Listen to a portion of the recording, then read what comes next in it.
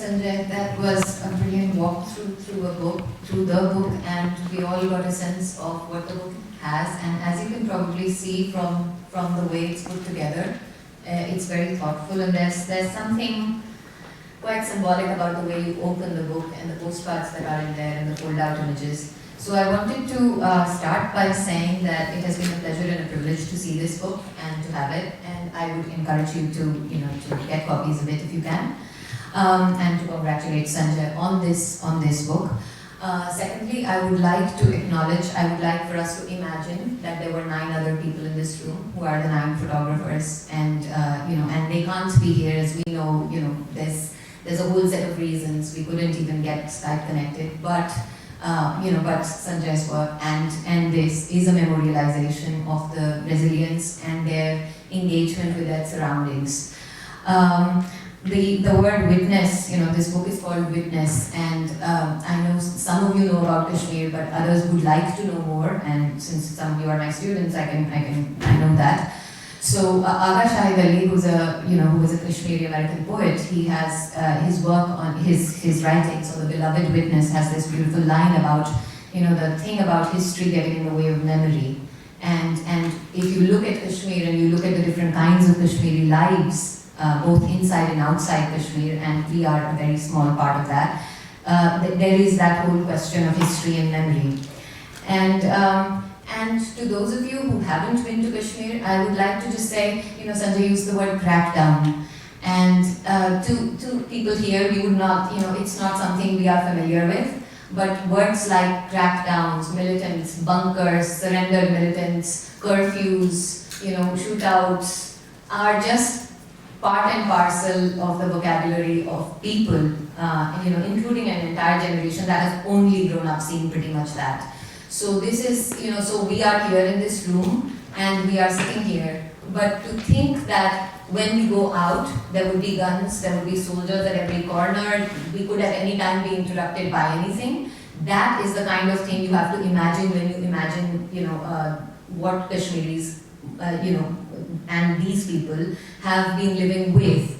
And in that, with that sort of as the backdrop, I would like you to have that as the backdrop of the book.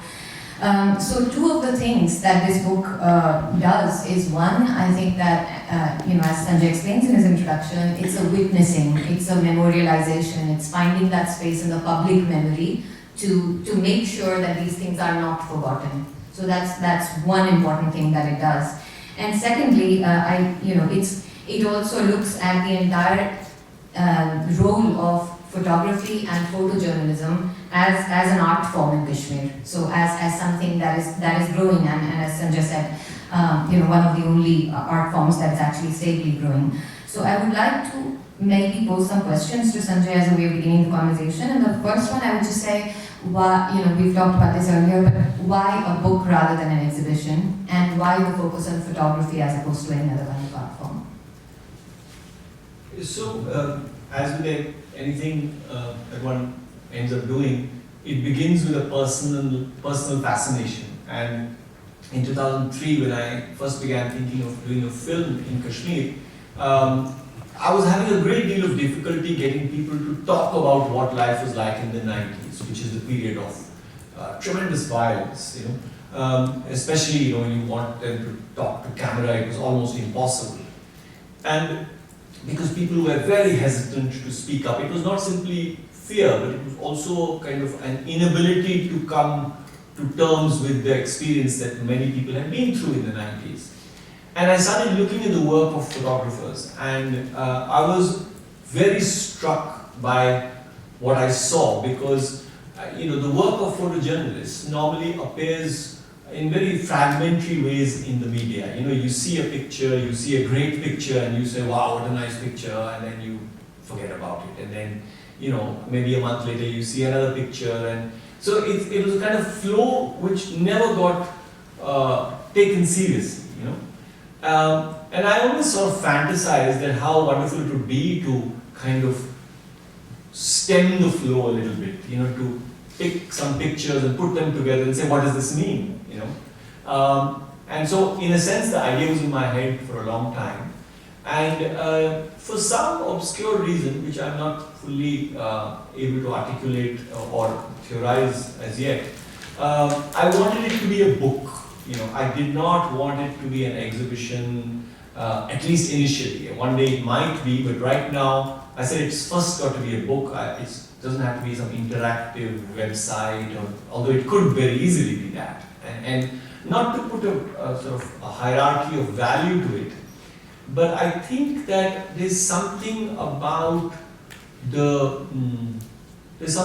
sagacity of the book as a form, and its ability to make you stop, its ability to take you back and forth, and like I said, the physicality of the book was to me a very, very interesting form. So actually speaking, as a documentary filmmaker, I don't think I had to look very far away for inspiration, because it was like putting together a documentary film, which, where there's a certain kind of material and then you look for a form for it.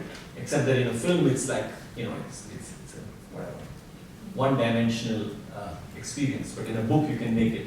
So in a sort of slightly archaic way of thinking, I said, I don't care if there are only like 1,000 copies of this book in the world, but I want there to be a book, because I want the work of these photographers and I want those years to be put together in a form that we know will survive, that the flood will not take away those negatives and will not take away the digital hard drives, and that we are able to, it doesn't matter if there are only 100 copies that survive in different corners of the world, but there will be those 100 copies.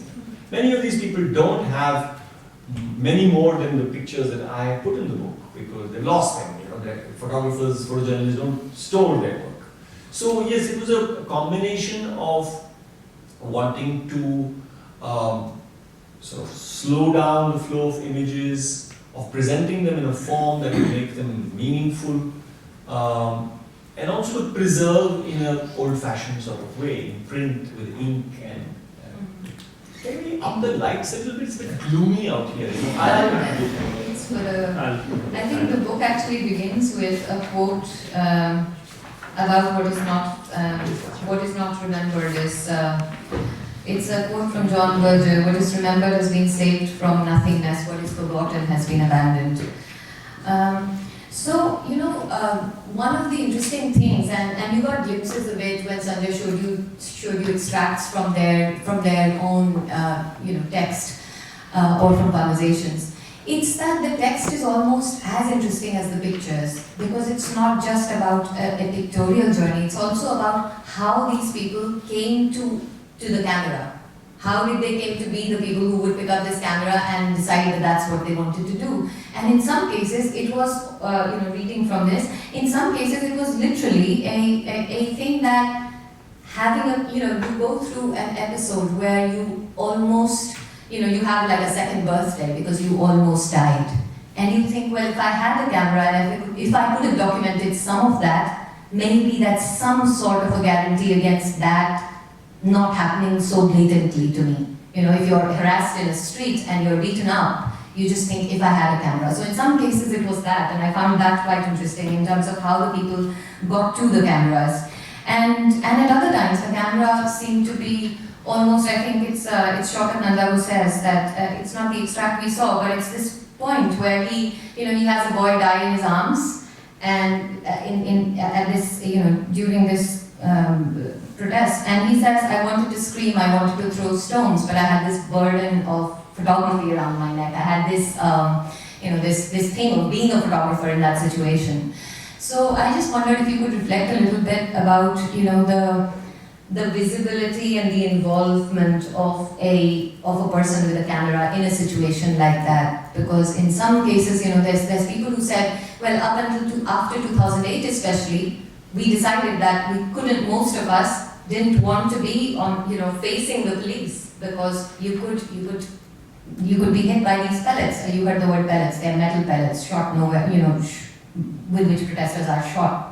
They are blinded. There were numerous blindings last year. So about this visibility and involvement and the positioning of the photojournalist in a situation like that. I think that many of the photographers who began taking pictures in the 1990s and even into the 2000s did it because they thought it was a kind of protection. Because when you have curfews, which means you can't step out of your house maybe for a week, for 2 weeks, for 3 weeks, the only way you can step out is that if you have a press card. So having a press identification became a kind of way of getting out, And being a photographer also meant a kind of liberation, because if you were a photographer, you got onto your bike, the police, well, you might have to argue at 5 barriers, but you'll also get through 5 barriers. So to be a young man and be confined to the home for weeks on end, the role of the photographer seemed a kind of way of getting out of it. In the earlier pictures, you also see that obviously all kinds of doors open. If you were a photographer, well, the militants wanted their pictures, so they would invite you to take their pictures and so on and so forth. But as the counterinsurgency became more and more brutal, the militancy kind of disappeared underground, and the militant only reappeared as a dead body at a funeral. And for the photographers, the spaces that they could go to became more and more constrained. So if you notice, a lot more pictures are now made only during public protests, because that's where the people protect them. On their own, the photographer is not a match to the security guy with a gun. He can't get away with it. So there's a kind of protection in going when there's 2,000 people protesting, so it's interesting that images also start getting made depending on where you can go to, and this is a kind of material fact of making of images that people often forget about, that it's not, the photographers don't always choose where they're going to be able to go. But I think that it's almost a cliche that all of them see themselves as storytellers. I think it's a word that all of them must have used at least once. I want to tell my story. I wanted to tell that story of how I was used as a human shield by police, by paramilitaries. I want to tell the story of that boy who died in my arm. I want to tell the story. Everybody has a story to tell. And in a sense, in an area of conflict, that is the real purpose and definition of art in some ways. In the absence of other ways, with the internet, with Facebook, with blogs, some of that changed. Young people started using writing, and I think the only other area in which young Kashmiris are as kind of articulate is in writing, especially on the net.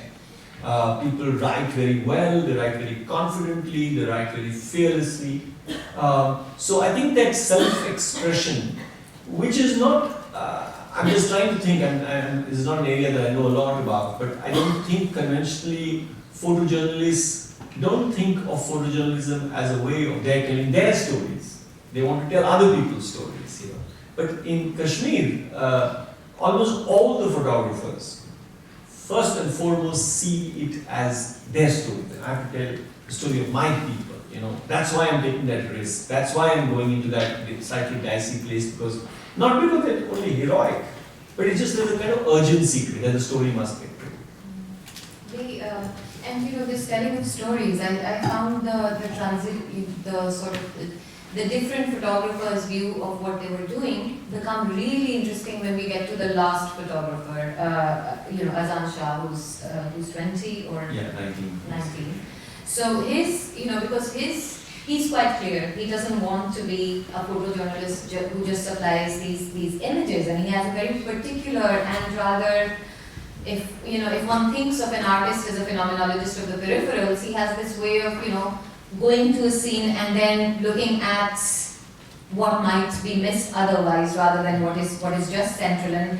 And because he is of a different generation, and perhaps that reflects the evolution of that artistic subjectivity, I wonder if, and it's a question that I'm sure you've been asked before, in that, when we come to the present generation, why are there no women in this? Why are there no, in that age group? What are the sort? Because they experience it, and are there ways that they reflect or express that? And if so, what was your experience when looking for photographers? So, obviously, in the course of selecting the photographers and the images, it was something that I was quite conscious of, that it was important to find women photographers. But and it's not that I couldn't find any women who were taking pictures. There was some, but since there was a sort of self-imposed brief that these would be photojournalists, then there were no women photojournalists.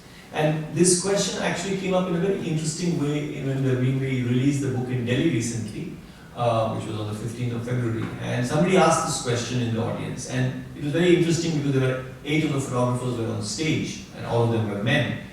And they all fumbled furiously. None of them had a really good answer, you know. Somebody said, yeah, you know, you could do this, women should take pictures of the home space, and women should do this, and so on.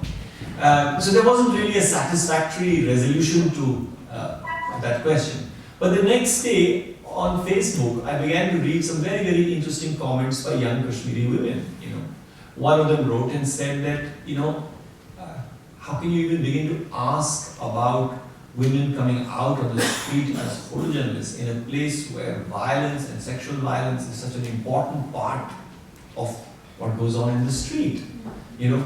And so some other women wrote to me and gave me links to their own blogs and so on, saying this is the work I do, and look, I don't have a problem with the fact that we didn't have women in the book, but isn't it time that women also did something? So yes, there is an absence, and yes, we know why they're not there, but then often that's not enough of it's not a satisfactory answer. But I think that one of the nice things that's come out of the book is Shaukat Nanda, whose work you saw. Shaukat has been running workshops for very young people in Kashmir, and often at least a third of his class are young women. But he said to me, he said, look, I think I'm going to do another workshop this year, and this time I'll ensure that, you know, at least half of them are women, and that, you know, so in a sense, in a perverse sort of way, the fact that we weren't able to find women photographers has kind of led to a situation in which a conversation about this has begun.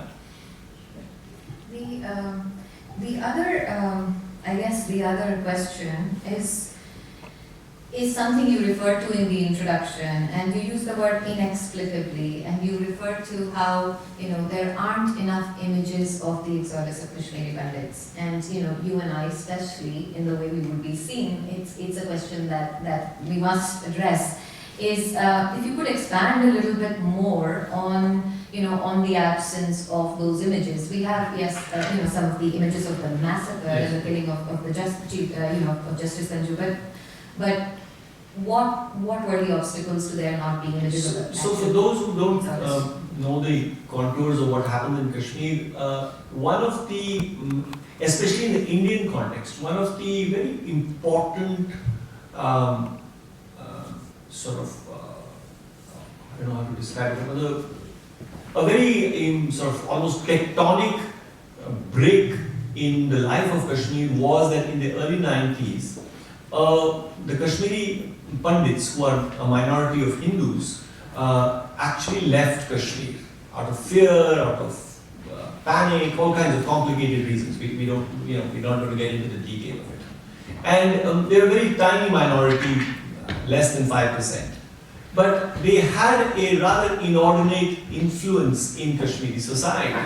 So their leaving of it was not a minor thing. Incidentally, Nitasha and I both actually, if we want to be identified, then that's how we would be seen. We are Kashmiri Pandits. Well, we prefer to identify as Kashmiris. Which makes us about only 2 out of 300,000. No, there's a few more. So the thing is that, and this has been actually the migration of the Kashmiri Pandits has been used rather, I would say, savagely to beat down the politics of what goes on in Kashmir, to say that, you know, you couldn't protect your own minorities, and what kind of freedom are you talking about? You know?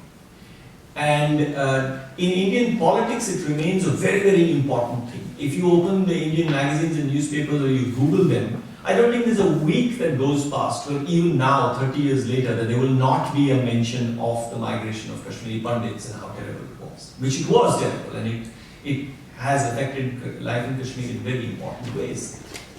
So one of the puzzles for me was that if a community of 250,000 people actually left, where are the pictures? And according to received wisdom, people left in 1990, So I started asking around that, if everything was being photographed, how was this not photographed? And I don't have a full answer, and I'm sort of happy to be proven wrong and have somebody find those pictures. But it tells you something about what the omniscient witnessing sometimes will not witness. We don't know why. Obviously those 250,000 people did leave, but in what circumstances, in what ways? So, in a sense, the absence of those images actually ends up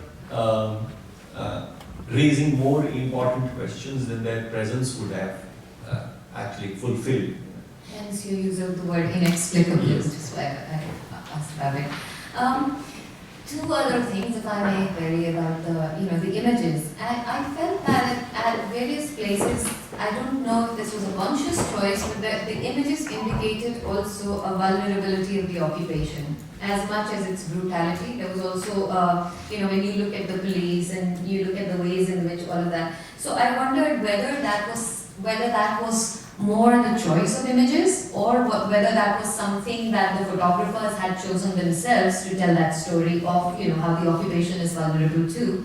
And linked to that, this other question that why well, not why, but I suppose what was the rationale in not including some of the more immediate images that one would think of, like Kunan Pushpura or Chatsinghura or Burhan Wani, those kinds of images.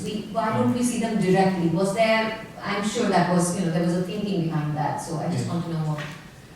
So Kunan Pushpura, again, for those who don't know, was the site of a very, very infamous incident in which army soldiers entered this village, and there was a kind of mass rape. Low-end estimates are that 30 women were raped, high-end is 80. It was never properly investigated, and it remains a very, very deep wound in the psyche of Kashmiris. And recently a very good book has been written by a very young group of Kashmiri women about the Kunan Pushpura rape. And why I mention this is I did have images of Kunan Pushpura, but I actually shared it with that group of women, and they have been meeting with people in the village very regularly. And I said to them that, I would like to be able to use this image in the book because it's such an iconic incident. And they said, if you asked us, we wouldn't use it because the women are fed up of having they're fed up of being iconic, that they don't want to be represented once more as this village where women were raped. They've had enough. They've not got justice, they don't want you to go on, whatever. So, just in deference to that, because I think these women, rather than me ask somebody or leave it to my own judgment, these women have spent the last 2 years meeting these women very regularly, so I just decided to drop the image. The other question of why the most sort of dramatic, news images are not there, partially because I wanted this to be a book of those images which are not in the center of the action. I as a filmmaker have often been, I am very interested in the before and after, and the eccentric view to the side and so on. So, yes, and I believe that sometimes by not having those images, you can actually build a much richer sense of what goes on in that world, because sometimes that one dramatic image which sort of sucks up your brain and draws all your attention. I think that it gives you a kind of cathartic, oh my God, look at this image, and then that's it. Whereas a gentler kind of meandering around, I think that it has more productive possibilities. If you look online for images of Kashmir, you will see a very clear dichotomy between either very beautiful touristy images of Kashmir, which are all about flowers and trees and lakes and mountains, that image of Kashmir, or you will see I call it Kashmir the beautiful, Kashmir the cruel, which is the other, which is all about as if that the whole thing, that the only thing is an Islamist militancy, which is what you would also often read about in the world papers, because the reality is, of course, a lot more complicated and involves issues of freedom and self-determination and has a long political history.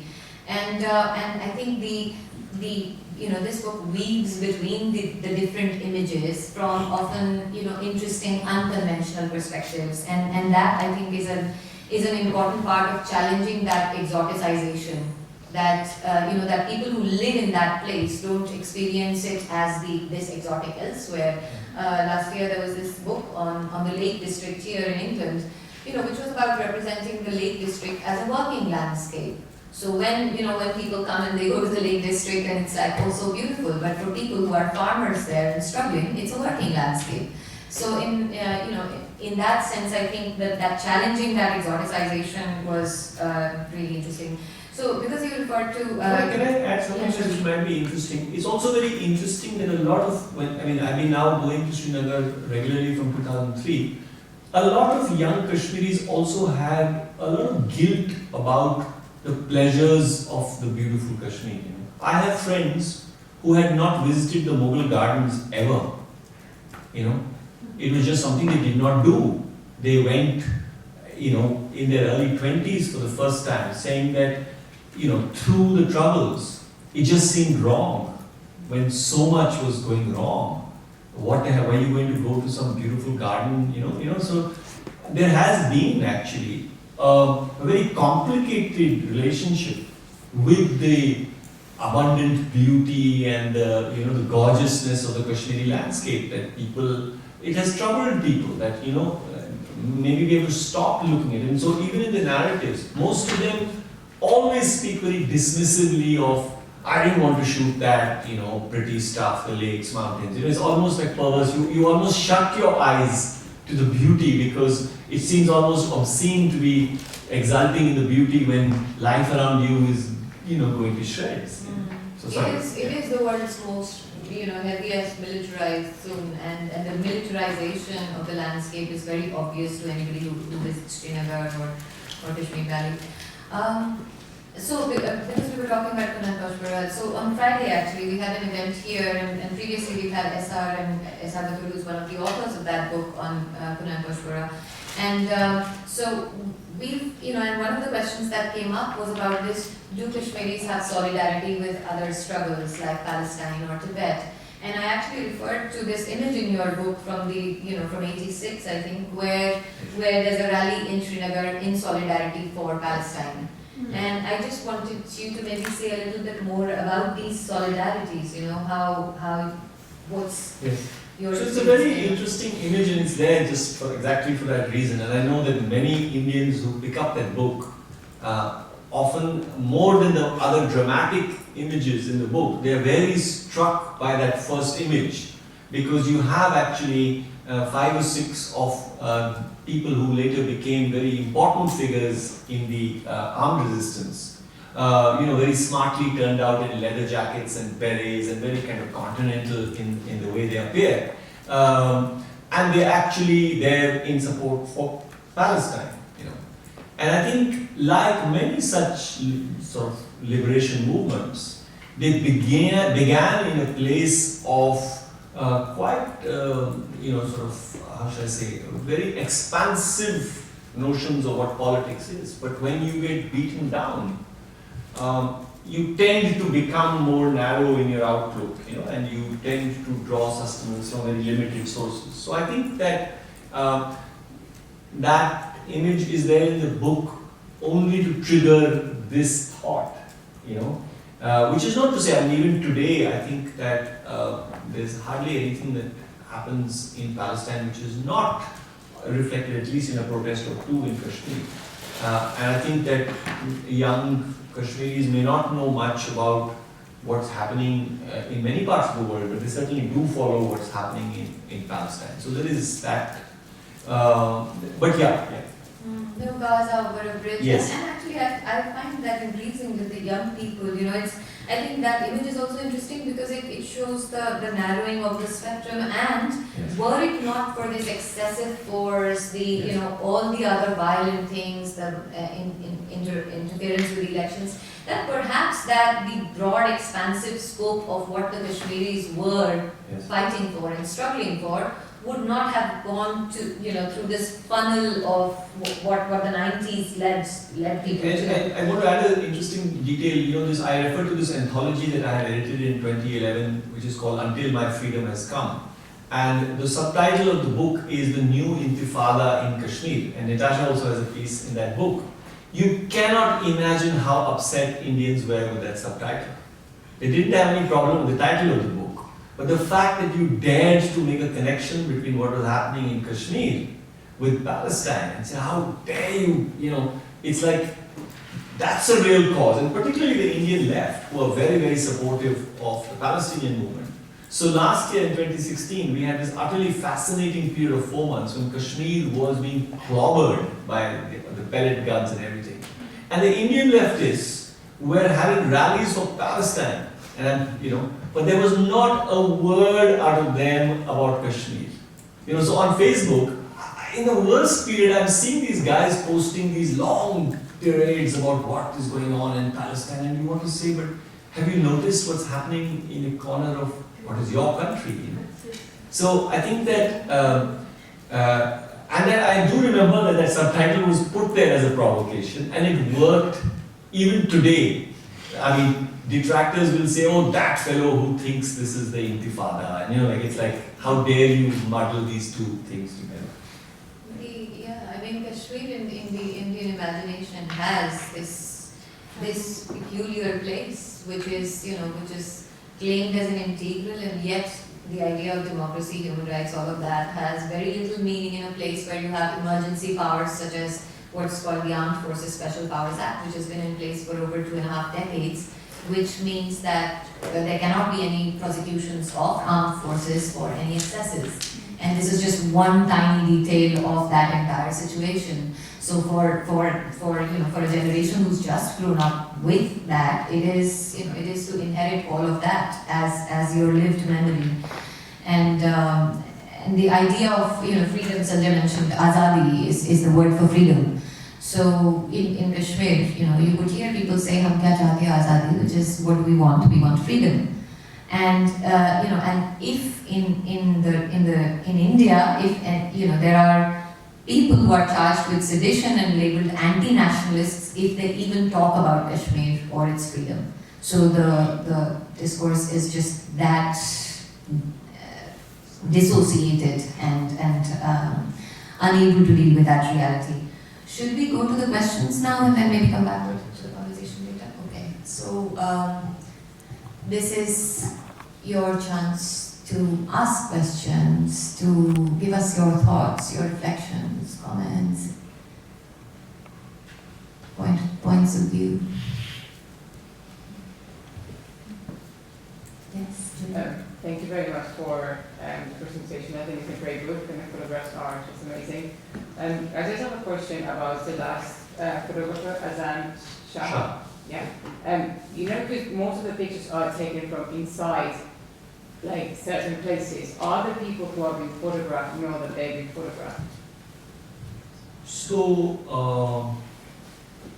that's an interesting question because the same would apply to photojournalists also. So I've often wondered, and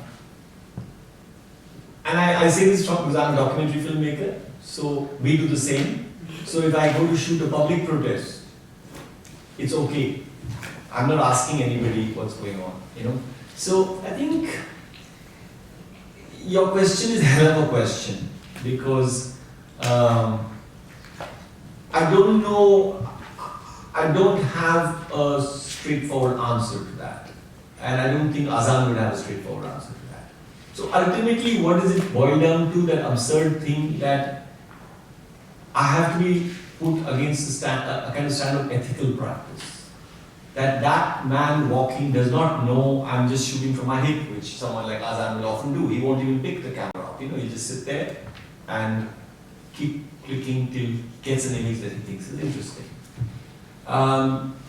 What is he doing with that image?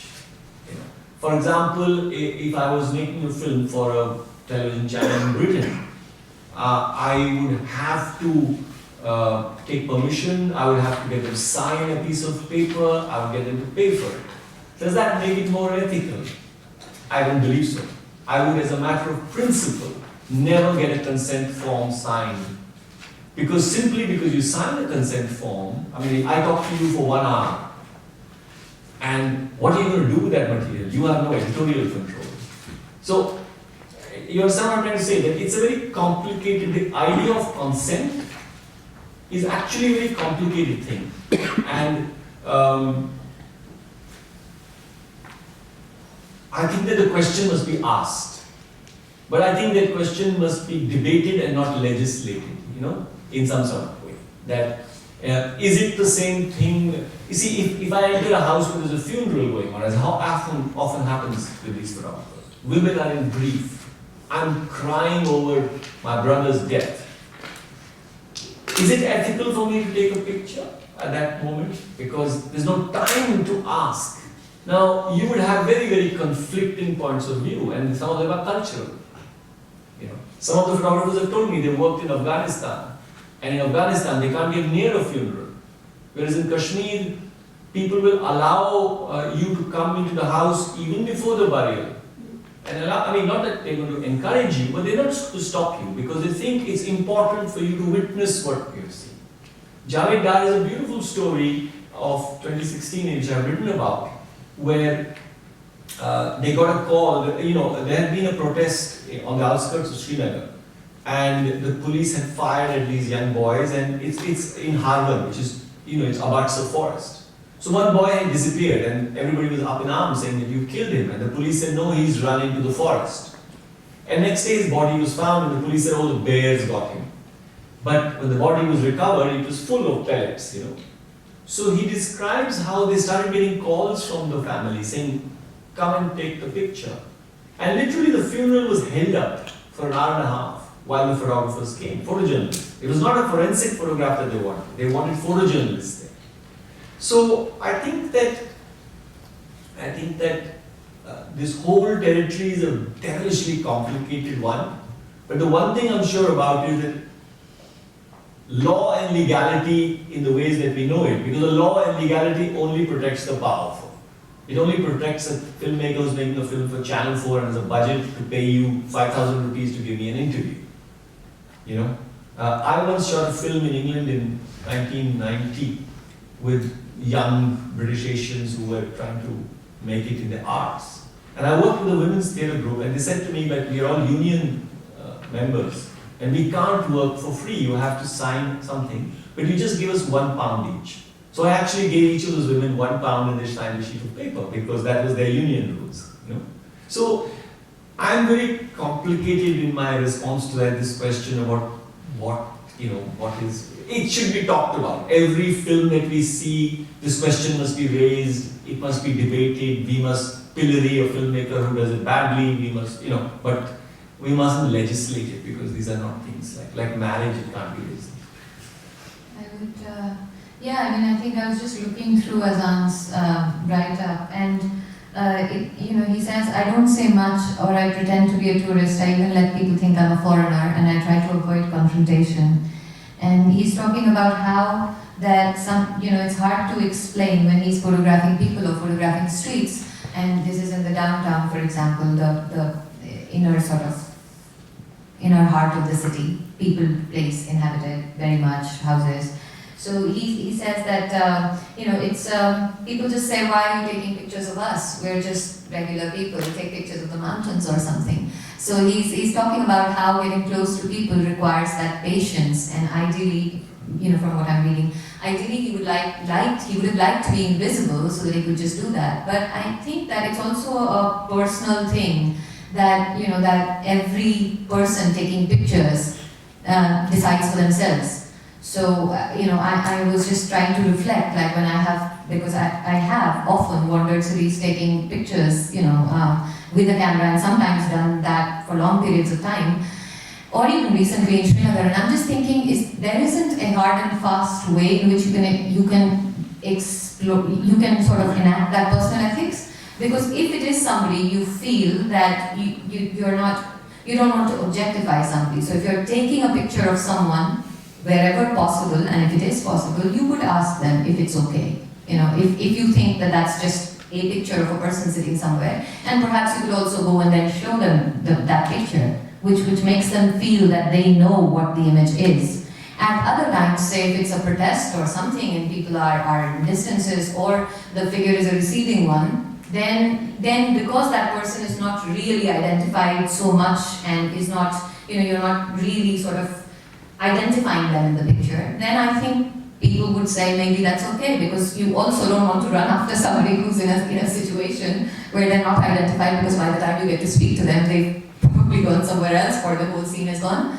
So I think that that's an interesting question, but also that ethics is something that people negotiate personally. And in his case, unlike the others who are often working, he actually makes it a point of saying that, I don't mind being a salesperson, but I don't want to do this for a living. I just want to do this because if I don't take pictures for a week, I feel like I need to. So I think it depends on a lot of factors, how a person relates to that. The other interesting thing is, of course, that the people often have interconnections. These people who are these photographers often have friendships and mentorships, like Azan and Shahryar know each other, and I thought that was quite interesting too. Sorry, I don't know your name. My question, you said you had a launch in New Delhi last month, and we can see that you got support from the India Foundation for the Arts, given what you said and what everybody knows anyway, that Kashmir is not a favorite subject of conversation. Can you say something about that? So this is quite interesting. I do believe that in the last decade, 10 years, there has been a shift in public opinion. I think that the fact that the India Foundation for the Arts, which is a very small, it's a non-governmental, it's a little private trust with a little bit of money. They give small amounts of money to artists. I don't believe that they've ever done anything like this before. And I think that they are very proud of it. It's kind of like a badge of honor, that yes, they've done something. So I think that's very interesting. Does it mean that public opinion has changed? No. But we have had, for example, 3 or 4 major reviews in the Indian press. And all of them have been very sort of nuanced, mature. Yesterday or the day before, they kind of, I would say, center-right magazine, which is called India Today, it's a news weekly, has a 4-page spread on the book, and with quite a decent review as well. So I think that while opinion may not have shifted, there's definitely a crack, and all of this has helped. Writers, novelists, journalists, photographers, young students. I think the most effective thing actually has been the presence of Kashmiri students on campuses in India. Because simply by their presence, by their politics, by their activism, they have actually persuaded their cohort that there's something going on, which you have to pay attention to. So I would say that even as India is going through a major right-wing kind of upsurge, I think the conversation around Kashmir has many, many more takers. In fact, at the launch that I referred to, we had maybe 250 people in an open-air amphitheater. And at the end of the day, in the evening, we all laughed about the fact that this is the first Kashmir event that we had attended in a decade where there was no trouble.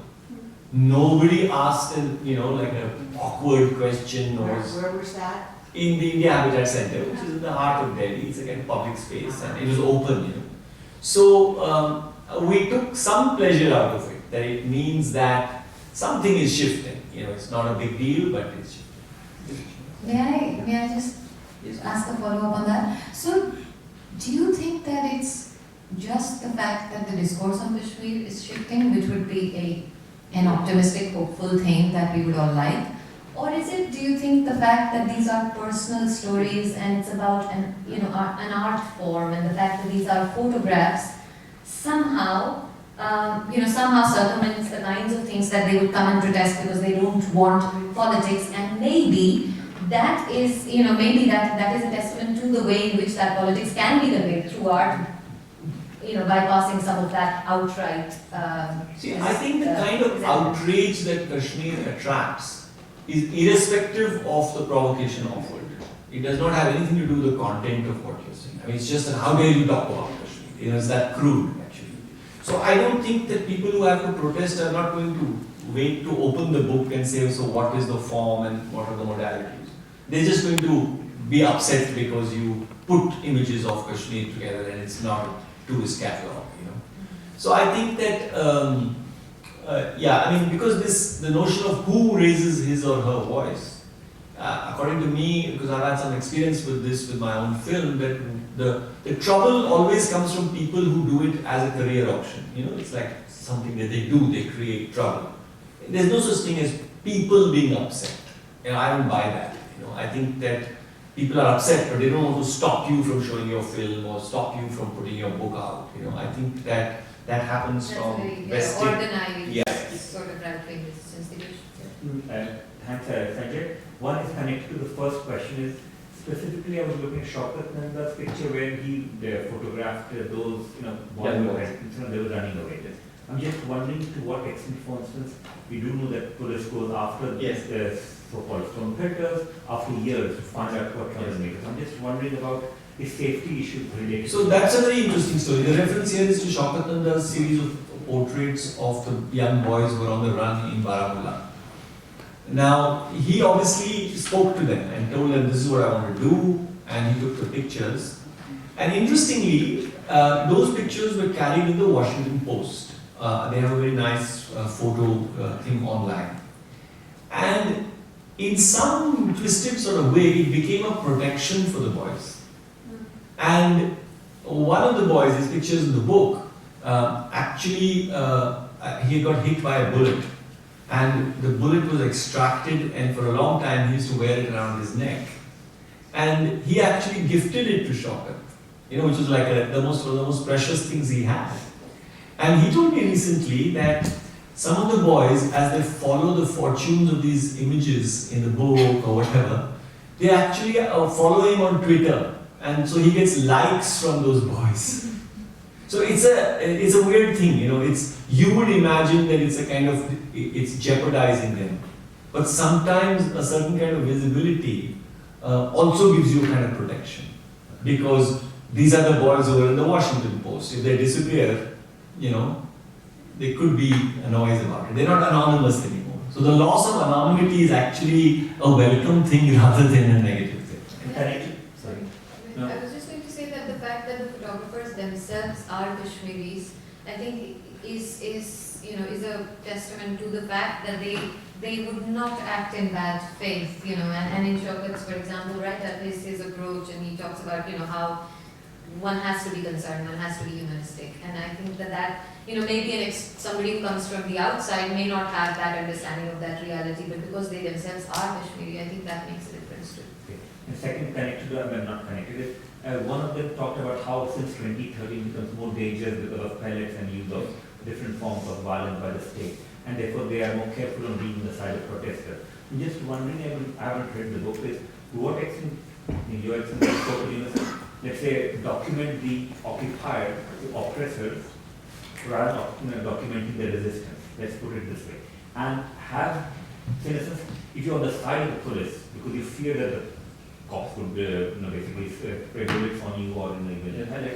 to what extent changes the nature of photography? I'm just wondering, therefore, has the nature of policing changed the type of photograph that journalists are taking?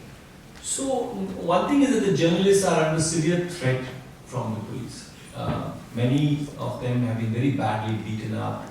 Recently, these two young photographers were with Syed Shahryar, and at fairly, completely unmitigated way, the police turned to them and fired a pellet gun at not very far distance. So two photographers, one photographer lost his eye, Zohaib.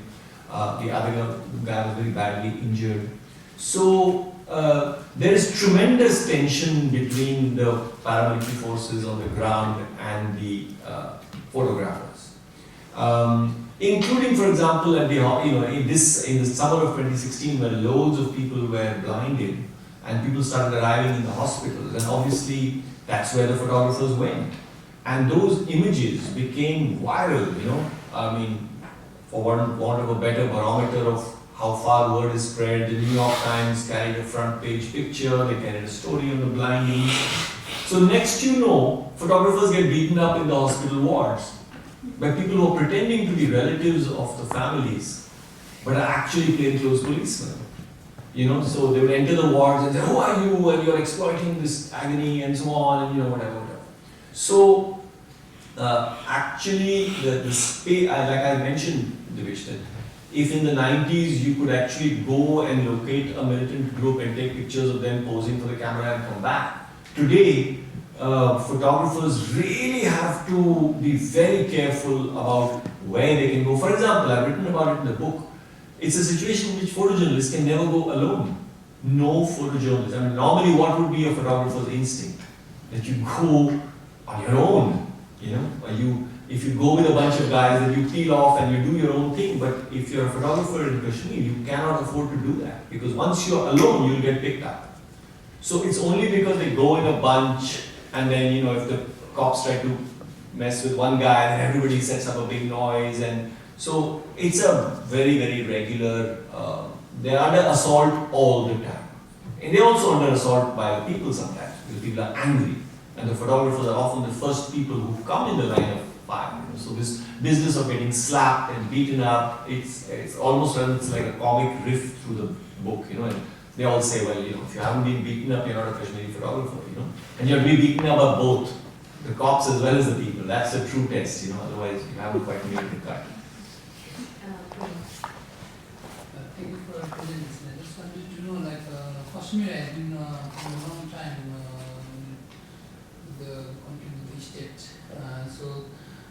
In your experience, what did you find that the rate of operation from the state is it increasing or decreasing, and what response from the international media did you find? Yeah. Can you repeat the question, please? Yeah, so the question is that has there been over these 30 years, is the intensity of the oppression by the state, has it come down, has it gone up? And then how has the international media reflected this? See, the international media has been entirely fickle and like international media tends to be, connected to foreign policy. So in the early 90s, for example, you would find very exceptional reporting from Kashmir, for example, in the American press. I mean, if you start looking through the archives, you'll find that the New York Times did some very, very good stuff in the 90s. But once India becomes the emerging superpower, which is what Dinesh started by talking about, suddenly no one's interested. Then occasionally you'll find these sudden bursts of interest. So one has to look at it cynically and say, what's in it for them? Why are they suddenly talking about Kashmir? This year, what's it about Kashmir that makes the Western media interested? And why are they suddenly quiet about it when they should be talking about it? So I think that it's actually like a little bit of a foreign policy puzzle rather than some genuine understanding or not. But also, and this has to be said, if you are a foreign correspondent in India, maybe you can get away with one strong Kashmir story in a year, but you do more than that and you do not get your visa extended. You might even get thrown out even if you have a visa.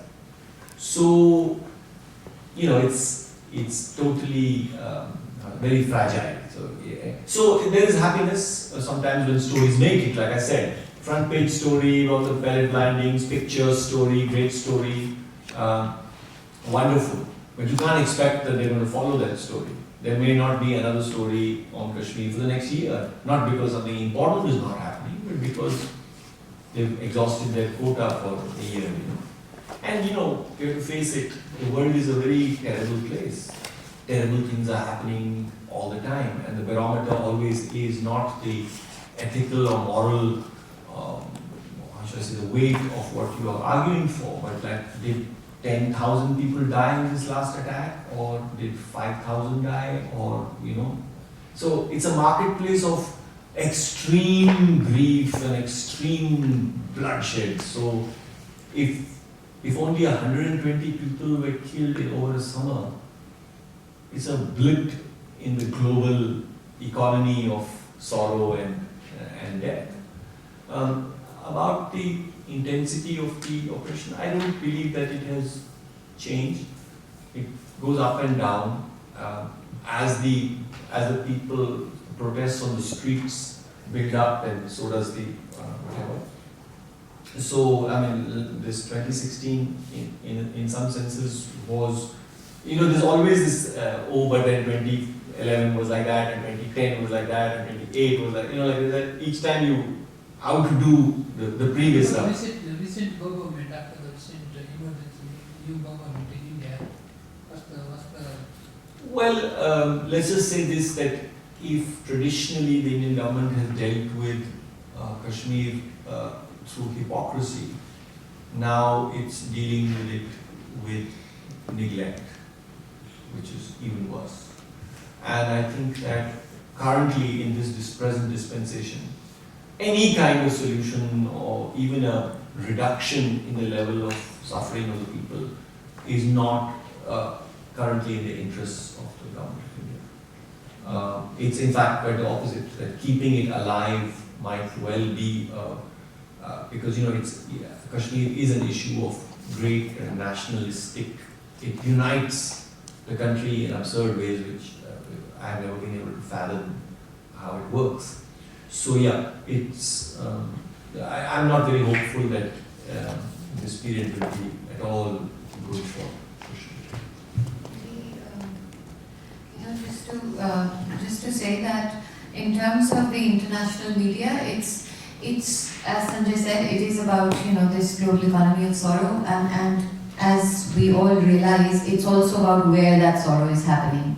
So because these people are in Kashmir, because their identity is what it is, which is Kashmiri Muslims, because what they are resisting is a democracy and a big market, all of that plays into how long you can sort of not cover a story of people being blinded or pellet guns being used or any of that.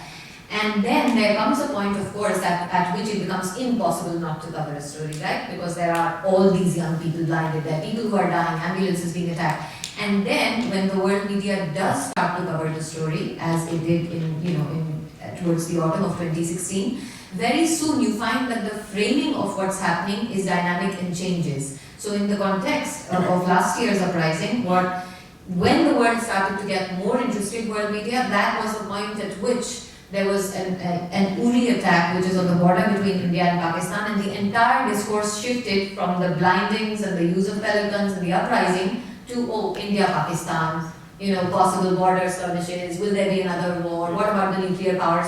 So it's also this a very clever machine that, through which all of this gets filtered and works. In terms of the repression of, in the 90s, or if you think about in the past, it was, I think, a lot less sophisticated in terms of, what it was doing. Whereas now, there are periods, of course, when that brutality is visible, but there are also times at which there are, there's a whole lot of manipulation and oppression and all of that going on, but there are ways in which that is not represented, not able to get through. So I think it's a cleverer means of oppression, and the strategy right now, from my observation seems to be anyway, that it's about giving people this choice between engaging with the state in some way in the name of development or to get a job, to live, and then dividing people further. And that seems to, it's sort of making people dependent on,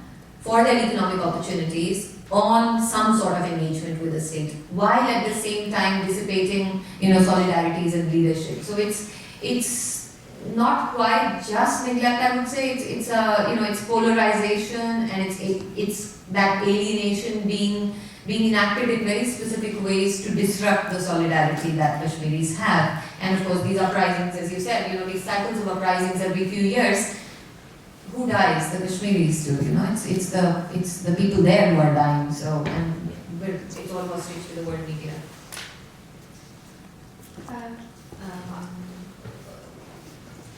Daniel, did you say? Danish, and then Daniela. Okay. Danish and then Daniela. Yeah, so my question is about the young photographers themselves, because I just want to know, like you said, they don't necessarily have the resources or the infrastructure to own their photographic talent and whatnot. Because I have some mutual friends in the Valley who I'm Facebook friends with and I met. Then all of a sudden, like these friends of mine, they're artists, photographers, singers, and whatnot. Whenever I share their work, somehow these other artists get a hold of it, and then they send me a friend request saying like, "Here's my work." One of them was a young photographer. He took so many great photos, which he just showed me. I never met this guy, and then he just sent me all these photos. We just had a good rapport going. I'm just wondering, are there avenues as of now, support groups or unofficial, groups of sorts where these people get together and own their talent? So, on the internet is obviously the biggest influence, as we now know. In some peculiar ways, some of the younger guys, like say someone like Syed Shehryar, he actually makes a living, a meager living, but a living nevertheless, simply by putting his pictures on some of these online, sites like Demotics, which are sourced photo agencies. But his pictures are appeared in the pages of Guardian because of that, and they appeared in La Figaro, clutch of French newspapers, because that's the way it works, the net. So that's great. Are there many photographers? Definitely.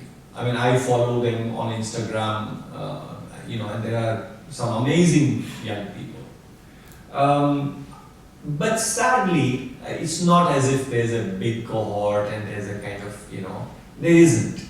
And one of the things that I'm hoping is that when we do this, having done this book, like I told you about the women photographers wanting, I think that, sometimes somebody first just coming from the outside and say what wonderful stuff is going on, for people to say, yeah, what wonderful stuff is going on, So I'm very hopeful that whether it's, even things like I fantasize about raising, a few 100,000 rupees and buying 200 of the greatest photo books in the world and parking them in a room in Srinagar and inviting the photographers to drop by and look at photo books.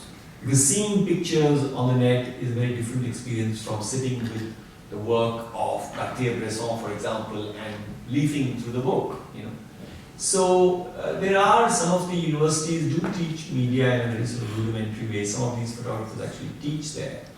But it's, just subpar level, So people are learning things through the internet, they're finding out what their taste is, they're finding out the grades, so it's amazing the names when you ask these some of the younger photographers, who do you like, and the names they come up with, and you're saying how did this guy even find the work of this photographer, So that's the miracle of the internet, But sometimes, and that's the danger of the internet, that you can reach the universe, but you might forget to make the solidarities in the same room as you. So I think that is why a book project of this kind hopes to.